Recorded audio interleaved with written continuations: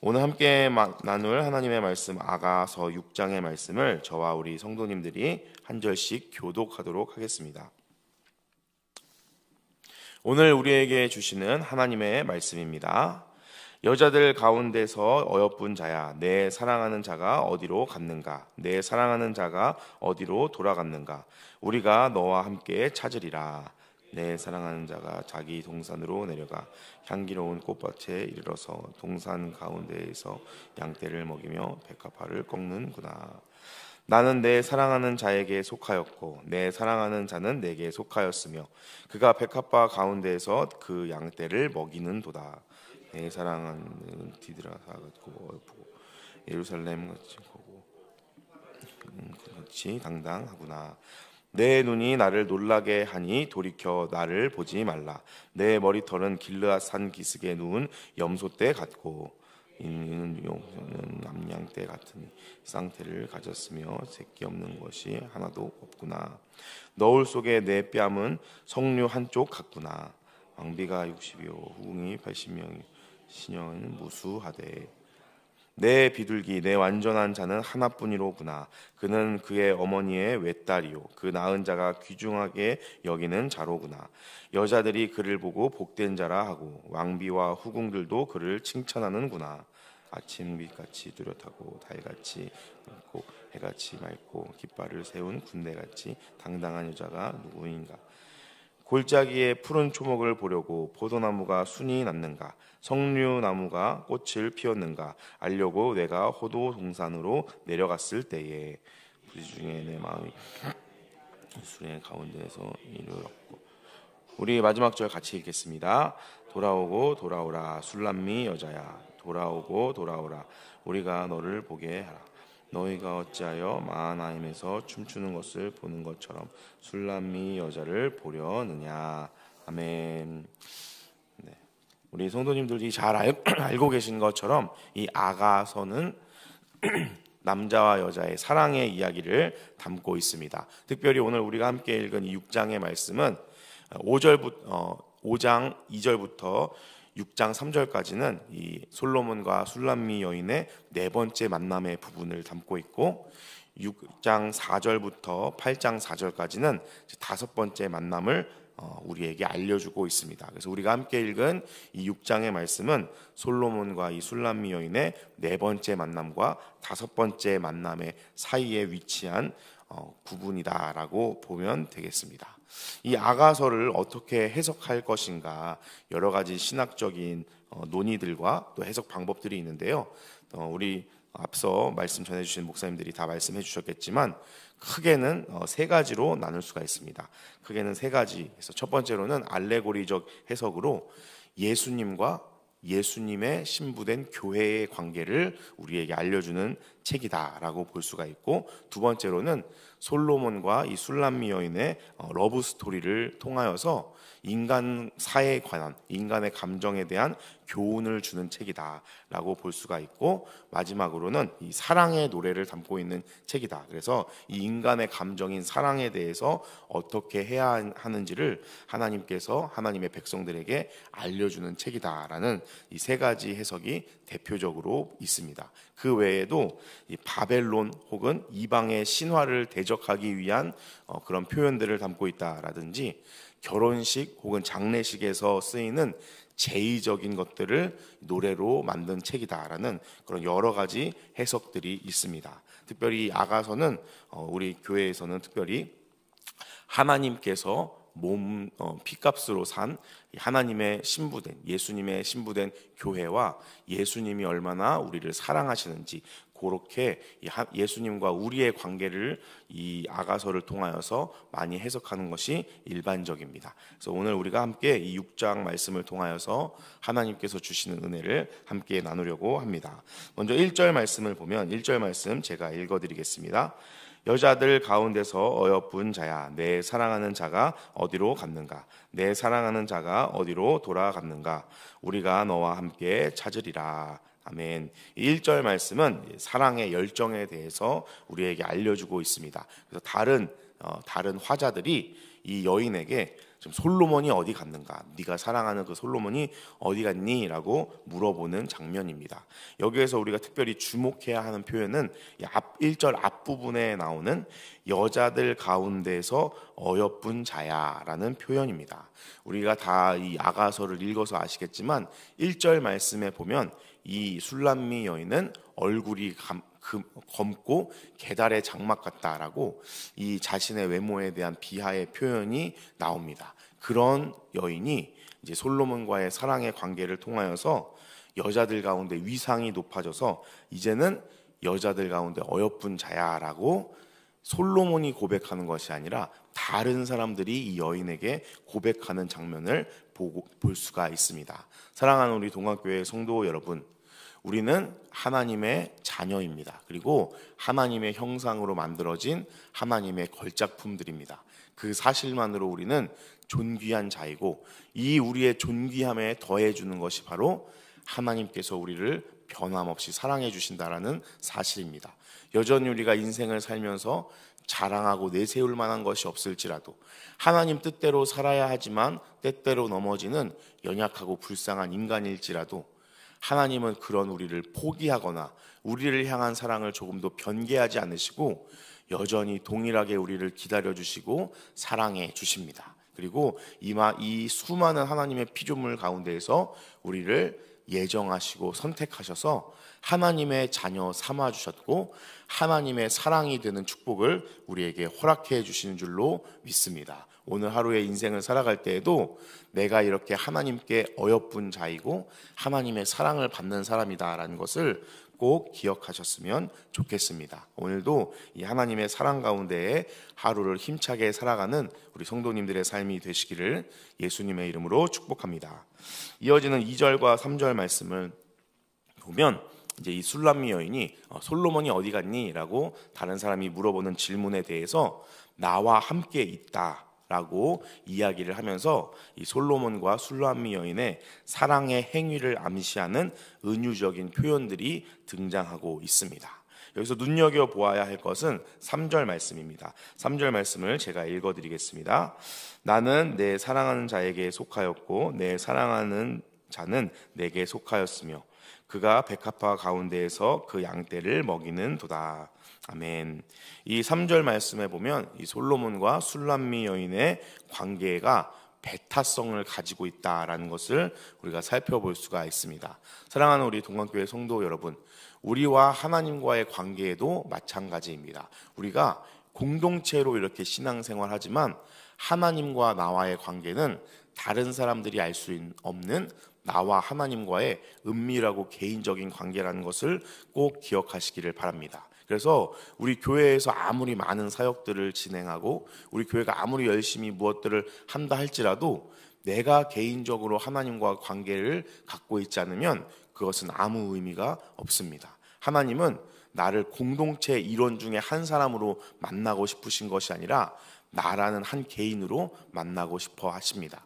나라는 이 한 사람과 개인적인 관계를 맺고 싶어 하십니다.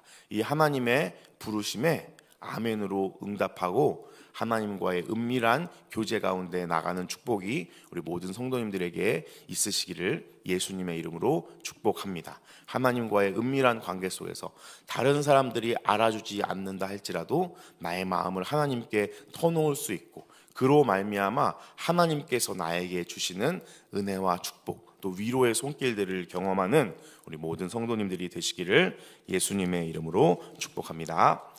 이어지는 4절 말씀. 4절 말씀은 우리 같이 한번 읽어볼까요? 시작. 내 사랑아 너는 디르세와 같고 어여쁘고 예루살렘같이 곱고 깃발을 세운 군대같이 당당하구나. 아멘. 이 4절 말씀은 이제 남자가 여자에 대한 사랑을 재확인하는 그런 사랑의 찬가의 내용을 담고 있습니다. 여기에서 보면 성적인 관계가 있었음이 이제 분명해지고 있습니다. 그러나 성적인 관계가 있었음에도 남자와 여자의 관계가 더욱더 깊어지고 있다는 것을 이 장면에서 찾아볼 수가 있습니다. 성경에는 이와 반대되는 경우도 분명히 나옵니다. 우리가 다 알다시피 이 다윗의 아들이었던 암논이 다말을 이제 겁탈한 후에 다말을 미워한다라고 하여서 피하고 결국에는 그 사건으로 인하여서 안타까운 다윗 가문의 비극이 시작되는 것을 볼 수가 있습니다. 그러나 진짜 사랑은 그 이후에도 더 깊어진다라는 것을 이 장면을 통하여서 볼 수가 있습니다. 사랑하는 우리 동안교회 성도 여러분, 우리와 하나님과의 관계도 마찬가지입니다. 우리가 하나님께 큰 은혜를 한번 경험한다고 해서 하나님과의 우리의 사랑의 관계가 더 이상 발전하지 않고 더 이상 새로운 은혜가 없는 것이 아니라 더 깊어지고 더 깊은 차원이 있다는 것을 꼭 기억하시기를 바랍니다. 그래서 우리가 한 번 은혜 받고 난 모든 걸 다 이루었다, 하나님과의 관계가 나는 완전하다라고 끝나는 것이 아니라 더 깊은 차원이 있고 더 깊은 하나님과의 사랑의 관계 속으로 우리가 들어가야 한다라는 것을 꼭 기억하시기를 바랍니다. 우리의 이 사랑이 얼마나 깊어질 수 있는가? 하나님께서 우리에게 약속하신 것처럼 이제는 하나님의 나라에서 영원히 사는 정도로 이 하나님과의 사랑이 깊어진다라는 것을 우리가 꼭 기억하셨으면 좋겠습니다.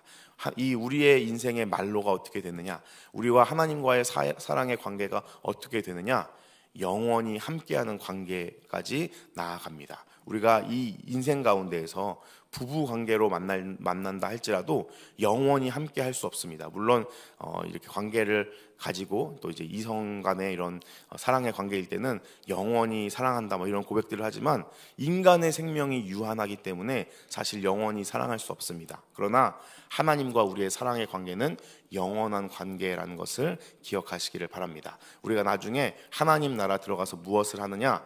하나님과 영원히 사랑을 나누며 교제하며 살아갑니다. 그러나 하나님께서는 이 영원한 관계가 지루하고 따분하게 그냥 억지로 버텨야 하는 그런 관계가 아니라 영원히 행복하고 더 깊은 차원으로 나아가는 사랑의 관계다라고 우리에게 말씀하고 계십니다. 이 하나님과의 깊은 사랑의 관계에 들어가시는 우리 성도님들이 되시기를 예수님의 이름으로 축복합니다. 특별히 4절 말씀에 보면 디르사라는 지명과 예루살렘이라는 지명이 나옵니다. 디르사는 북이스라엘의 수도의 역할을 하고 남쪽에 예루살렘이 있다면 북쪽에는 디르사가 있다라고 될 정도로 예루살렘과 비견되는 도시입니다. 그래서 각 이 북이스라엘과 남유다의 대표적인 도시처럼 너가 예쁘고 아름답다라고 이야기하는 그런 장면을 볼 수가 있습니다. 사랑하는 우리 동안교회 성도 여러분, 우리가 사실 하나님께 내세울 만한 것이 무엇이 있겠습니까? 우리가 아무리 열심히 신앙생활하고 우리가 아무리 하나님께 최선을 다하고 열심을 올려드린다 할지라도 늘 하나님 앞에 부족하고 연약한 존재일 수밖에 없습니다. 그러나 그런 우리를 하나님께서는 디르사같이, 예루살렘같이 아름답고 크고 웅장한 도시같이 여겨주십니다. 비록 내가 지금 가진 것이 없다 할지라도 하나님께서 우리를 이렇게 사랑의 눈으로 바라봐 주시고 우리를 향한 사랑을 확인하고 계시다라는 것을 꼭 기억하셨으면 좋겠습니다. 이 세상은 계속 우리에게 속입니다. 너가 이 정도 갖고 있지 않으면 다른 사람들보다 뒤처진 사람이야. 너가 이 정도의 어떤 것들을 이루지 않으면 넌 다른 사람들보다 가치 없고 경쟁에서 밀린 사람이야 라고 하면서 이 세상은, 이 자본주의 세상 가운데에서는 냉정하고 우리에게 엄격한 잣대를 들이밀지만 그런 경쟁에서 뒤처질지라도 하나님께서는 우리를 사랑의 눈으로 바라보고 계십니다. 하나님께서는 우리를 그 경쟁에서 뒤처졌다는 이유만으로 우리를 외면하거나 우리를 향한 사랑이 식지 않으십니다. 이 사실을 꼭 기억하시고 혹시라도 이 인생을 살아가면서 때로는 경쟁에서 좀 뒤처지고 내가 다른 사람들보다 뒤처진다고 여겨질 때에도 내 스스로에게 다른 사람들보다 가치 없다라고 느껴질 때에도 하나님은 여전히 나를 무엇보다 가치 있게 디르사같이 예루살렘같이 어여쁘게 여겨주신다라는 사실을 꼭 기억하시고 이 하나님의 사랑 때문에 다시 한번 자존감을 회복하시는 놀라운 은혜와 위로의 손길이 부어지기를 예수님의 이름으로 축복합니다. 이어지는 5절부터 7절 말씀은 이 여자의 아름다움에 대한 이 찬가의 내용을 담고 있고, 이어지는 8절 말씀을 보도록 하겠습니다. 8절 말씀 제가 읽어드리겠습니다. 왕비가 60명이요 후궁이 80명이며 시녀가 무수하되. 아멘. 갑자기 뜬금없이 왜 이 사랑의 이야기 가운데에 우리가 이제 성경은 일부 일처제의 이 관계를 존중합니다. 그래서 최초의 사람이었던 아담이 누구와만 결혼하죠? 하와랑만 결혼하잖아요. 성경은 일부 일처제에 이것을 기본적으로 합니다. 그런데 갑자기 이 솔로몬이 나한테는 왕비가 몇 명이고 후궁이 몇 명이고 시녀가 몇 명 있다라고 이런 표현을 합니다. 이 표현 가운데에서 이걸 통해서 성경이 일부 다처제를 옹호하는구나라는 것이 아니라 이 당시의 문화가 이랬고, 갑자기 이 표현이 왜 등장하느냐? 비교를 위해서 등장합니다. 내가 이만한 숫자의 다른 것들이 있지만 그 사람들보다 술람미 여인 당신을 사랑한다라는 것을 강조하기 위해 있는 표현입니다. 사랑하는 우리 동관교회 성도 여러분, 하나님의 입장에서 한번 생각해 보십시오. 지금 이 땅 가운데 얼마나 많은 교회들이 있습니까? 또 얼마나 하나님의 뜻대로 살려고 애쓰고 발버둥치는 많은 믿음의 사람들이 있습니까? 우리도 그 사람들 중에 한 명에 불과합니다. 그러나 하나님께서는 그런 수많은 사람들 중에 한 명인 나를 가치 있게 여기시고 기다리고 계십니다. 하나님께서는 그 다른 수많은 사람들보다도 나에게 특별한 의미를 가지고 계신다라는 것을 반드시 기억하시기를 바랍니다. 여러분은 하나님 눈에 그만큼 소중하고 아름다운 존재이고, 하나님께서 자기의 하나밖에 없는 아들 예수님을 이 땅에 보내셔서 희생시킬 만큼 값지고 소중한 존재로 여기십니다. 그 하나님의 사랑 때문에 우리가 신앙생활 하는 것인 줄로 믿습니다.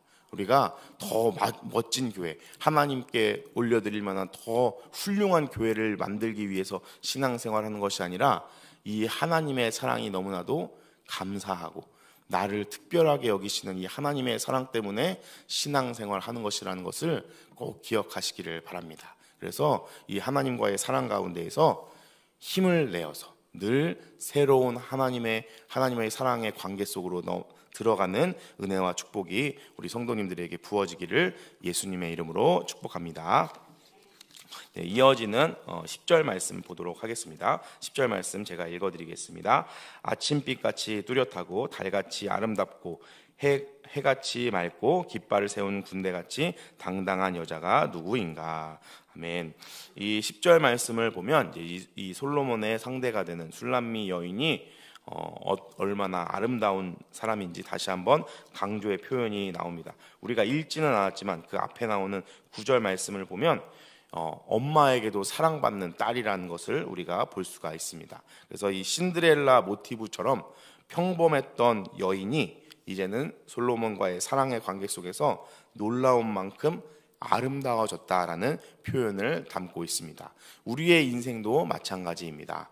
보잘것없고 연약한 우리의 인생이 하나님을 만나서 달라진 것인 줄로 믿습니다. 하나님을 만나서 가치 있게 된 것인 줄로 믿습니다. 그래서 이 신데렐라 이야기의 모티브처럼 평범하고 아무것도 아니었던 우리가 예수님 때문에 한 동화의 주인공이 되는 것처럼 우리의 인생도 값어치 있고 의미 있는 인생이 된 줄로 믿습니다. 아름다운 인생이 된 줄로 믿습니다. 우리 모든 성도님들이 이 하나님 보시기에 아름다운 인생이라는 것을 꼭 기억하셨으면 좋겠습니다.